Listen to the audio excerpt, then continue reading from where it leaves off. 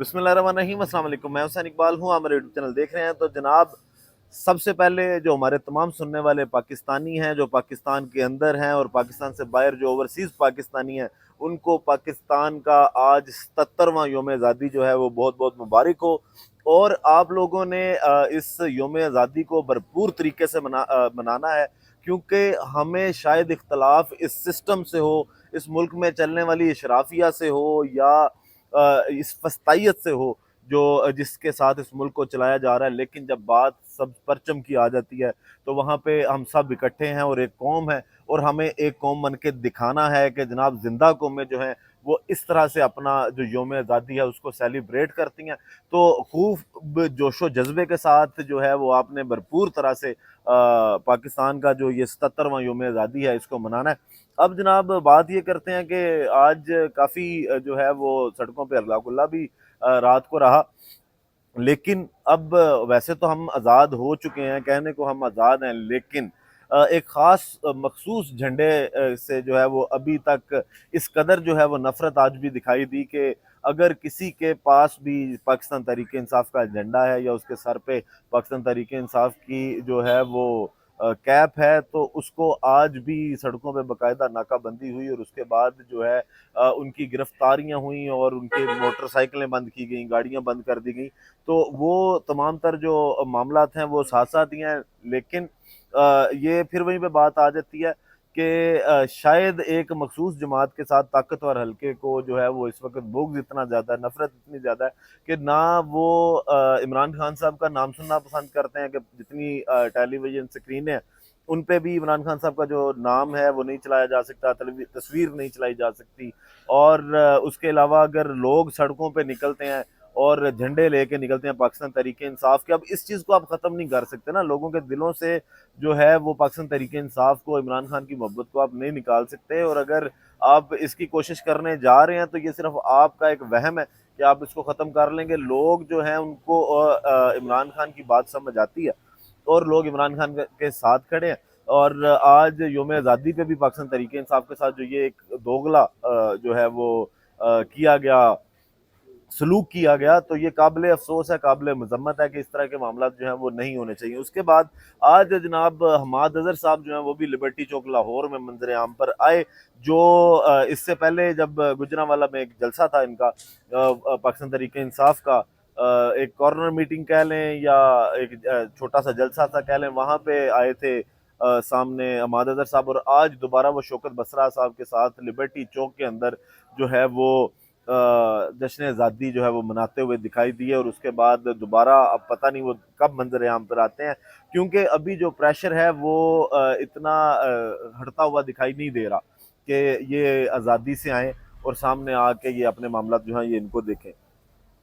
اب جناب اس کے بعد بات کرتے ہیں کہ معاملات جو ہیں وہ چاہے 9 مئی کے حوالے سے ہوں، وہ چاہے اس مینڈیٹ چور حکومت کے حوالے سے ہوں، یا جس کی بنیاد پر یہ اس وقت مینڈیٹ چور حکومت جو ہے یہ اس وقت کھڑی ہے، مطلب فارم 47 فارم 45 کی جو ایک کہانی چل رہی ہے، یہ اس کی بنیاد پر ہوں، تو یہ معاملات جو ہیں وہ اب کنکلوژن کی جانب جاتے ہوئے دکھائی دے رہے ہیں۔ اور شاید آئندہ آنے والے جو 30 دن ہیں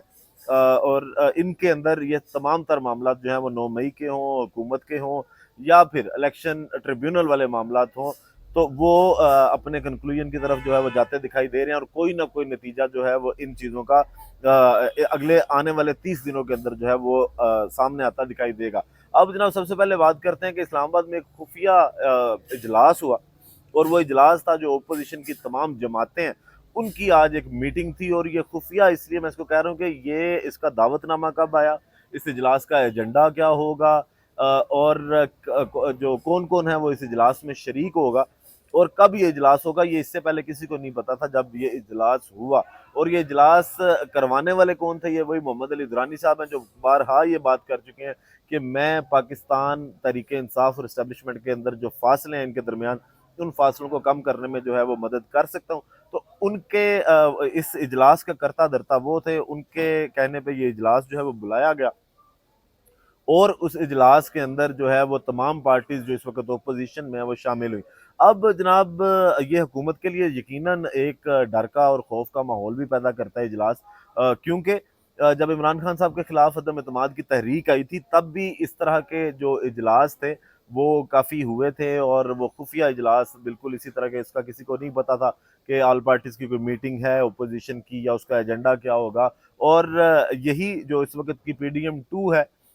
یہ ان اجلاسوں میں شامل ہوتی تھی، اور صرف فرق اتنا تھا کہ تب مولانا فضل الرحمان صاحب جو ہیں وہ PDM-2 کے ساتھ تھے، اور آج جو یہ اپوزیشن کا اجلاس ہوا مولانا فضل الرحمان صاحب اس اجلاس میں موجود تھے۔ تو یہ اسٹیبلشمنٹ کے لیے تو نہیں لیکن حکومت کے لیے واقعی ایک لمحہ فکریہ، اور جس طرح نصرت جاوید صاحب نے یہ بات کی تھی کہ شاید عمران خان صاحب جو ہیں وہ اس وقت زیادہ باخبر ہیں اور جو حکومت میں بیٹھے ہیں وہ تھوڑے بے خبر دکھائی دیتے ہیں۔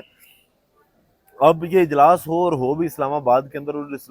اجلاس کے اندر چیئرمین تحریک انصاف بیرسٹر گوہر صاحب ہوں، اس کے اندر عمر ایوب صاحب ہوں، اسد کیسر صاحب ہوں، پھر اس اجلاس کے اندر مولانا فضل الرحمان صاحب ہوں، محمود خان اچک زئی صاحب ہوں، تو یہ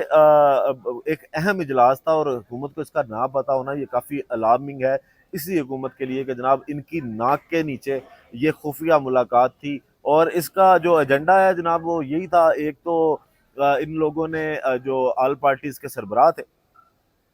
انہوں نے یہ ڈیسائیڈ کیا کہ اتحاد کس طرح کرنا ہے، اتحاد کے حوالے سے باتیں ہوئیں کہ جناب ساری پارٹیز جو ہیں وہ اتحاد کی طرف جائیں گی۔ دوسری جو اس میں بڑی اہم بات تھی وہ بات جو سیاسی اعتماد کی تھی، کیونکہ جو مولانا فضل الرحمان صاحب ہیں وہ پاکستان پیپل پارٹی کے اور مسلم لیگ نون کے ڈسے ہوئے ہیں، جیسے کہ آپ کو بتایا ابھی کہ پچھلی PDM بھی جب بنی تھی PDM-2 اور PDM-1 جب مولانا فضل الرحمان صاحب اس کے سربراہ تھے تو اس کے بعد نواز شریف صاحب نے جس طرح کی خواہش کا اظہار کیا تھا اسٹیبلشمنٹ سے الیکشن سے پہلے کہ جناب مجھے مولانا فضل الرحمان صاحب جو ہیں وہ حکومت میں نہیں چاہیے، تو اس کے بعد کافی اعتماد کا فقدان ہے، اور جو سیاسی اعتماد کا ایجنڈا بار بار وہاں پہ جو ذکر کیا تو وہ مولانا فضل الرحمان صاحب کی جانب سے کیا گیا، کیونکہ ان کے مطابق کہ جب وہ ایجنڈا پورا ہو جاتا ہے یا ان کے جو مقاصد ہوتے ہیں وہ بڑی پارٹیز کے پورے ہو جاتے ہیں، تو پھر اس کے بعد جو ہے وہ اس معاہدے پہ یا وہ جو تمام تر باتیں آپس میں ڈیسائیڈ ہوتی ہیں اس پہ عمل نہیں کیا جاتا، تو وہ گارنٹی جو ہے وہ مولانا فضل الرحمان صاحب مانگتے ہیں، اور وہ گارنٹی صرف ایک شخص دے سکتا ہے جو اس وقت پاکستان کے پورے نظام کی گارنٹی دے سکتا ہے، اور وہ ہے عمران خان صاحب کے عمران خان صاحب کی جانب سے جو ہے وہ مولانا فضل الرحمان صاحب گارنٹی مانگتے ہیں کہ اگر ہم کوئی تحریک چلاتے ہیں یا کوئی احتجاج کرتے ہیں اور وہ تحریک کامیاب ہوتی ہے تو اس کے بعد عمران خان صاحب کیوں میرے ساتھ نواز شریف والا سلوک نہیں کریں گے، مجھے اس چیز کی گارنٹی دی جائے کہ خان صاحب جو ہیں وہ ان معاملات پر ساتھ چلیں گے۔ اب جناب اس کے بعد یہ ایک تو یہ معاملہ ہوا کہ حکومت جو ہے وہ بھی بننے لگتی دکھائی دے رہی ہے کہ اگر یہ پارٹیز اکٹھی ہو جاتی ہیں تو یقیناً یہ حکومت کے لیے، یہ چور سرکار جو مینڈیٹ چوری کر کے 17 سیٹوں کی حکومت ہے، ان کے لیے جو ہے وہ واقعی لمحہ فکریہ ہے۔ اس کے بعد جناب 9 مئی کی اگر بات کریں تو آج عمران خان صاحب کی جو فوٹوگرامیٹک ٹیسٹ جو ہے اس کی گزارش کی گئی، اس کی درخواست کی گئی تفتیشی افسر کی جانب سے HTC عدالت میں، حالانکہ لاہور ہائی کورٹ جو ہے وہ بہت پہلے 12 کے 12 مقدمات میں خان صاحب کے انہوں نے یہ کہا تھا کہ یہ بالکل غیر آئینی غیر قانونی گرفتاری ہے، اور اس کے بعد جب ان کا جسمانی ریمانڈ نہیں دیا گیا تھا عمران خان صاحب کا، جب یہ کیس لاہور ہائی کورٹ میں چلا تھا، تو آج ATC کے جو جج صاحب تھے انہوں نے بھی کہا کہ اگر آپ نے ان کا فوٹوگرامیٹک ٹیسٹ کروانا ہے یا فورینزک وغیرہ کروانا چاہتے ہیں آپ ان کی آڈیو ویڈیو کے، تو پھر یا تو آپ سپریم کورٹ سے رابطہ کریں، اور یا پھر جو ہمارے اس سے کنسرنڈ جج ہیں وہ واپس آئیں گے تو آپ ان سے اس چیز کی اجازت لے لیں۔ تو جناب 9 مئی کے معاملات میں بھی جو ہے وہ پروسیکیوشن جو ہے ویسے تو عدالتیں ان کو اس طرح انکار نہیں کرتی، آج ان کی جانب سے بھی لگا یہ کہ وہ چاہتے ہیں کہ یہ معاملہ جو ہے وہ تیزی سے حل ہوں، تو وہی بات کہ کنکلوژن کی طرف چیزیں آپ کو جاتی دکھائی دیں گی۔ تو جج صاحب نے جو ہے وہ انکار کیا فوٹوگرامیٹک ٹیسٹ سے عمران خان صاحب کے۔ اس کے بعد پھر بشرا بی بی صاحبہ کا بھی آج جو ہے وہ 12 جو درخواست منظور کر لی گئی ہے کہ ان کو بھی 12 مقدمات جو 9 مئی کے ہیں اس میں شامل تفتیش کیا جائے، اور احتساب عدالت کے جج صاحب نے اس چیز کی اجازت دی، اور اب اڈیالہ جیل کے اندر بشرا بی بی صاحبہ کا بھی جو ہے وہ ٹرائل ہوگا 9 مئی کے مقدمات میں، کیونکہ جس طرح فیاض الحسن چوہان صاحب جو ہیں انہوں نے کہا کہ جناب 9 مئی کے حوالے سے جو اجلاس زوم وغیرہ پہ پاکستان تحریک انصاف کے تب ہوئے تھے تو اس میں بشرا بی بی جو ہیں وہ شریک تھیں۔ تو اب بشرا بی بی کو بھی جو ہے وہ عمران خان صاحب کو صرف اس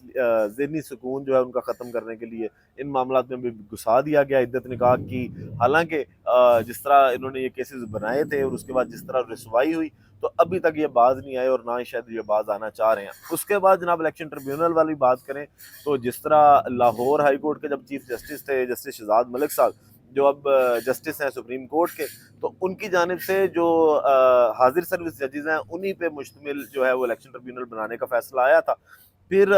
جس طرح کل ایک فیصلہ آیا سپریم کورٹ سے اور 4 حلقے جو پاکستان مسلم لیگ نون کو دے دیے گئے جس میں 2 گوجرانوالہ کا, ایک لودھنا کا اور ایک صوبائی حلقہ تھا. اور اب معاملات جو ہیں وہ الیکشن ٹریبیونل والے یہ دوبارہ سے چھڑے ہیں اور جسٹس شہزاد صاحب کے بعد جو جسٹس تھیں چیف جسٹس بنی لاہور ہائی کورٹ کی, انہوں نے بھی یہ فیصلہ کیا کہ جناب الیکشن ٹریبیونل جو ہیں وہ وہی رہیں گے جو جسٹس شہزاد ملک صاحب کا فیصلہ تھا. اس کے بعد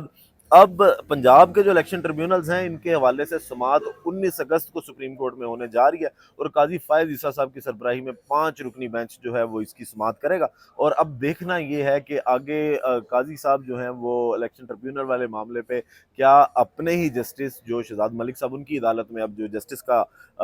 ایک فرائض انجام دے رہے ہیں ان کے فیصلے کے ساتھ کھڑے ہوتے ہیں, یا پھر وہ وہی کرتے ہیں کہ وہ ثابت کریں گے کہ نہیں جی میں طاقتوروں کا مورا ہوں اور میں جو ہے انہی کے ساتھ ہوں. اور اب الیکشن ٹریبیونل کے معاملات جو ہیں وہ بھی کسی بننے جو ہے وہ لگتے دکھائی دیں گے. تو 19 اگست کو اس کی سماعت ہوگی اور اس سے پہلے سپریم کورٹ نے ہی مشورہ دیا تھا چیف الیکشن کمیشنر کو اور انہوں نے کہا تھا کہ جناب آپ جا کے لاہور ہائی کورٹ کے جو چیف جسٹس ہیں ان سے جا کے ملیں. تو چیف جسٹس عالیہ نیلم صاحبہ سے ان کی ملاقات بھی ہوئی تھی جس کے بعد انہوں نے کہا تھا کہ نہیں جی ٹریبیونل وہی رہیں گے جو حاضر سروس ججز پہ مشتمل جسٹس شہزاد ملک صاحب نے کہا تھا, ان کے علاوہ جو ہے وہ ٹریبیونل والا معاملہ جو ہے اس کو نہیں چھیڑا جائے گا. اب لیکن سپریم کورٹ اس پہ کیا فیصلہ کرتی ہے یہ بڑا اہم ہے. تو اگلے 30 دن کے اندر بہت سی چیزوں کے فیصلے ہونے والے ہیں اور کنکلوژن کی طرف چیزیں جاتی دکھائی دے رہی ہیں کہ یہ سرکار رہے گی یا نہیں رہے گی, یا پھر الیکشن ٹریبیونل کے معاملات فارم 47 کے فارم 45 کے کس طرف جاتے ہیں اور 9 مئی کے جو کیسز ہیں وہ کس طرف جاتے ہیں. تو یہ سارا کنکلوژن جو ہے وہ اگلے 30 دنوں کے اندر جو ہے وہ ہو جائے گا. باقی ویڈیو کا اختتام کرتے ہیں اسی دعا کے ساتھ کہ اللہ تعالیٰ پاکستان پر اپنی رحمت نازل کرے. پاکستان زندہ باد.